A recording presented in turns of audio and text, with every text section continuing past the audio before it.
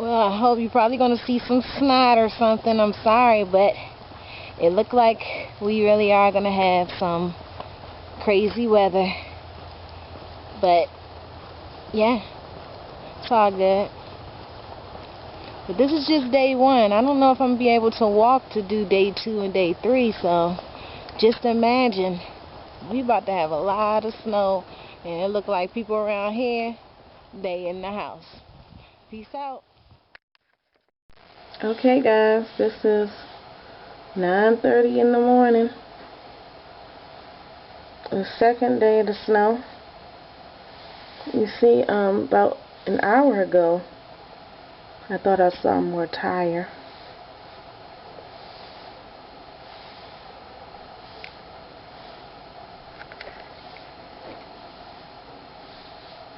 Yeah, I don't think I'll be able to take no walk or anything today, because we are in a winter wonderland.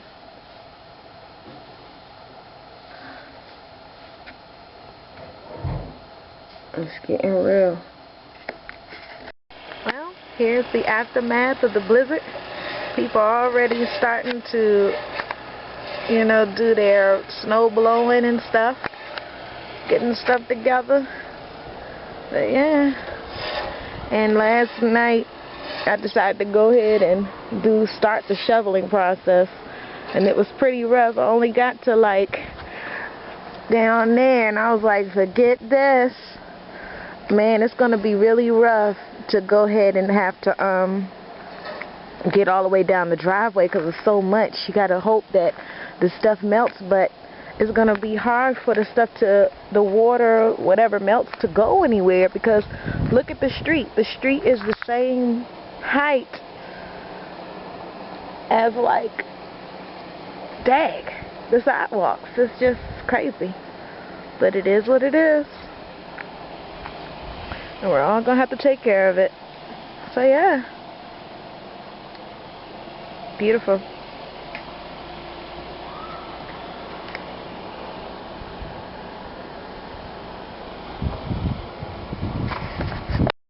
Okay, Blizzard 2016 has come to a close, of course, but there's still a lot of aftermath. If you look at, you know, if you were out here on the streets, it's only one side of the street plowed so people can drive. Other than that, anything additional, you have to dig yourself out to transport yourself, which is pretty, you know, messed up. And they usually come like multiple times to work it out. I guess what's going on. Still got the stuff on the car. I didn't even take the stuff off the window, the front window, but they backing out. Well, they backing out, so I guess they did clear out the back window, but yeah. Blizzard! We don't need no more snow. Dun, dun, dun, dun, dun, dun, dun, dun, dun, dun, dun, dun. Love and Hip Hop Season 6, Episode 7. Tonight was a night of premieres. Stevie and Jocelyn premiered tonight, and K. Michelle's Fix My Life, what is it called? Whatever it's called, is back on. One thing I want to say about the Stevie and Jocelyn, I could have sworn I was looking forward to her doing her own theme song for their show, but no, it was some other kind of whack song. And come to find out, K. Michelle, that same dude that she was dealing with last season of her show, that she already knew was wishy-washy. Come to find out, he had 4 kids with 4 baby mamas, and she, as a grown woman with a child, a son already, she gets pregnant by this dude, but decides to get an abortion. And on Love and Hip Hop, we know that people go through abortions. When Jocelyn first got on Love and Hip Hop Atlanta, she had an abortion, you know, doing pregnancy tests in bathrooms. We just had Amina that's married to her husband but decided to get an abortion while married. And now we got K. Michelle, who's a successful artist, got 2 good albums, got almost a teenage son, if not a teenage son, and she doesn't know how to protect herself. you know, and this dude Bobby, he was funny from the beginning, and then she talking about she want her a white dude or whatever, but it looked like she want Nicki Minaj's Safari dude. So Safari is Jamaican, he's not Caucasian. Another thing that I noticed, the abortion thing, and what Cardi B said in Love and Hip Hop Tonight. I want to do white people activities, white activities. Well, that's what K. Michelle says. She wants to be with a white dude because she likes green drinks and she likes running and doing all this stuff, and that's what white people do. African Americans, Latinos, a lot of people, they care about their bodies, they like healthy things, and in Cardi B's thing, they went to like a wine glass making place or whatever, and she considered that white people activities. But African Americans do that kind of stuff too, but hey, these chicks talking about white activities. So when Love and Hip Hop began, it started off with "Cause We Ferocious." Dang, dang, dang, dang. First time I heard "We Ferocious" was on Bring It, and I loved it because they were using that song when they were performing in practice, and I was like, dang, that song rocked my world. The next time I heard it, was it on Tamar events? I think so. And I was like, yes, I love it. And I heard at the beginning of this show when Rod was meeting up with that chick Rose, the stylist, the one that's going to be winning it with DJ Self and whatnot, and this other girl, another celebrity stylist, Telia, something like that. Well, she meets up with them to talk about how she misses Ra, and she hasn't seen Ra since her maxi dress event and whatnot. So, you know, she wants to be back cool with Remy, even though, you know, she's kind of upset at how she acted. So then the next scene, we end up seeing Remy and Papoose. They going to a cake tasting, whatever they call it, meeting. And Papoose and her discussed that, you know, well, when I was in jail, nobody came to see me but you, even though, you know, you my husband, that's who should be coming to visit me, but your mother ain't come visit me, my mother ain't come visit me, my sisters ain't come visit me, so I'm feeling some kind of way, so I don't think I want these people to be coming to my wedding. So later on in the show, Papoose and Remy go ahead and see his mother, and his mother was cute, looked just like Papoose. She had some gold fillings and stuff going on, but she was all like, I don't do prisons, and many people don't do prisons. It was somebody else that said they don't do prisons on one of these shows. I forgot, but who cares? People don't do prisons. You know, you go to jail for something that you know, probably shouldn't have done, that you end up being proven guilty of doing, but then you want people to be coming to visit you every day. And from what I've seen on a couple of shows, you got to do like strip searches and, you know, some checks that you got to go through just to go visit somebody in jail. So, Yandy talking about in the confessional, she want Young B and Mo to compete, you know, for the same single, which is so messed up. Like, Yandy, you ain't got no other songs. You only got one song for two people that you know don't get along. Well, by the end of the show, Young B decides to start being on time. She come up in the studio and see Mo in there doing her song. So when they go to a little break and whatnot, Mo, she already on the defensive. She's like always like jumping, like, you better not throw nothing at me. And come to find out, Young B end up throwing her drink at her.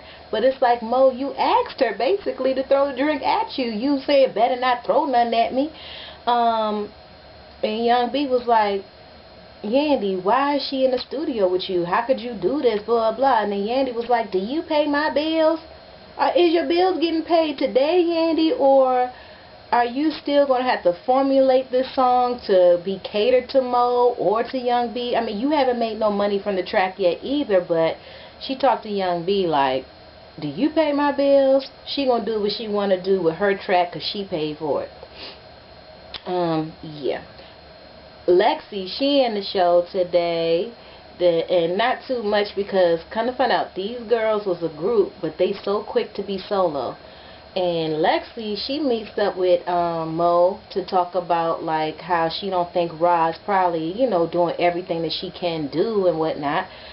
Ends up being said that, you know, she wouldn't even mind working back with Mo after she the same person that was quick to want to tell Mo that she ain't want to be in the group no more. And Mo was like, I'm doing my own thing right now.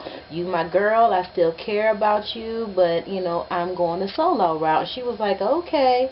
So she was like, she got to get herself together, and she got to get Ra to get her manager on, or she going to have to dip out.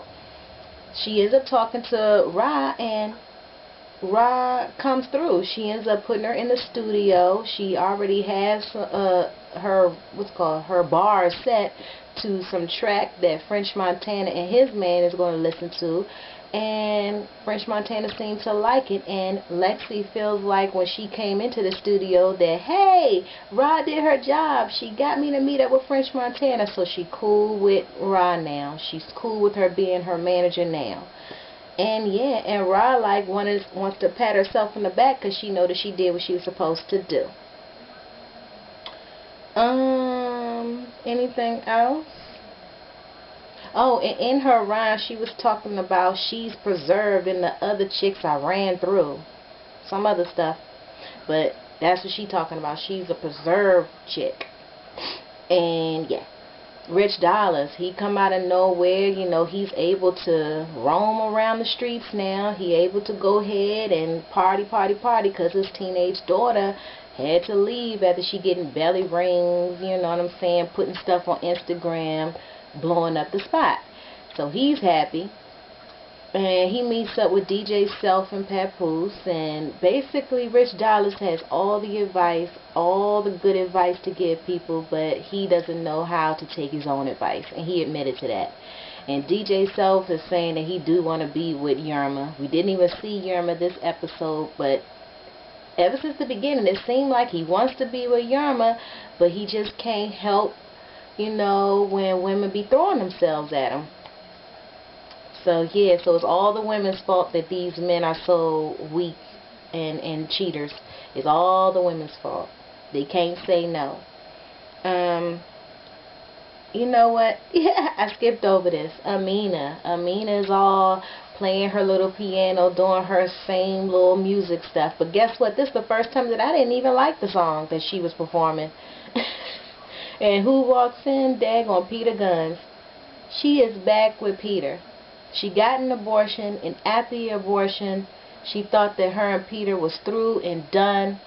But come to find out, she realized now that she doesn't want to be without him, especially since the last couple of weeks, you know, they've been having good times, so she feel like she can't be without Peter again. She's deep in love, and guess what? Peter acting like he want to be with her too. He hasn't talked to Tyra, so he's been putting all his attention into Amina. So maybe it's not a third female. Maybe he's not with other women. Maybe he was just running back and forth between Amina and Tyra. Who knows? But she's so happy right now. Later on, Peter has to go to Tyra's apartment, and Tyra reveals to him that she's 18 weeks pregnant, and there's no way to, you know, think about aborting the baby and whatnot. But guess what? Dang, if she knew she was pregnant earlier, abortion was probably going to be the option. I mean, is this a theme? Is everybody just jumping to these abortions? It seems like it's a private matter. It shouldn't be something that is just advertised on TV. And then these are grown women doing it. These are not teenagers. These are women over 25 years old. And the thing is, they're not even explaining like the condom broke. I forgot to take my birth control pill. The reason that they probably had to have abortions is because they had unprotected sex with these dudes that they knew were grimy. Ugh. It's just, and they putting it all over TV. Anything else? I talked about Rich Dollars being in the Jeep. And it looked like in the previews, Mariah Lynn is going to be running back and forth between Rich Dollars and, what's this? Cisco, and Cisco looked like he gonna be a jealous kind of dude, even though we know how he go. And I said that Remy Ma met up with her mother-in-law, and they back on track. But kind of find out she a little bit more upset at her mother because her mother wasn't, you know, a good mother growing up, you know, and that's probably you know, how she didn't have the family structure that she deserved, and that's probably one of the reasons that she ended up being reckless enough that she ended up getting herself put in jail for years. So yeah, looks like she has some resentment for her mom. And yeah, that's really, you know, not too much else happened on Love and Hip Hop. And this season, I don't know. I'm gonna continue to watch it. I'm gonna continue to review it throughout this season, but it's pretty whack. You know, it's not as good, and I just don't like how all the women are running after these dudes. I'm tired of women being so lazy and not protecting themselves, and they advertising abortions. I don't know really what I want from these reality shows now, but they all like, it's pretty sad. You know, I still check out Real Housewives of Atlanta, but that just getting on my nerves. The no beat party that they had, and I still like Kenya. I don't know how I feel about Kim Fields. If you didn't want to, you know, be on the show, you don't want your kids to see and do things on this show, why did you sign the contract? We only seen her husband a couple of times. He's pretty quiet. Anything else? Portia conveniently, you know, couldn't come to the no beat party because she had to go to work for Dish Nation, so that was her excuse. Very convenient. You knew you was going to a beat party, but it was her job. That's the reason why, because if it wasn't for her job, she wouldn't have had any makeup on. She would have came straight. Anything else? Blizzard 2016 has come to a close. We had a whole lot of snow over here in the DMV area, but we made it through. I hope we don't get too much more snow, but hey, it's still early winter. I'm just rambling on. The town hall Iowa Democratic candidates is on TV now, so I'm going to probably go ahead and check out the rest of that. Hit the Floor is on. I'm going to have to check that out later because I got to get upload this video. And like I said, I'm about to watch the little town hall thing. And yeah, check you later. Thanks for watching. Peace out.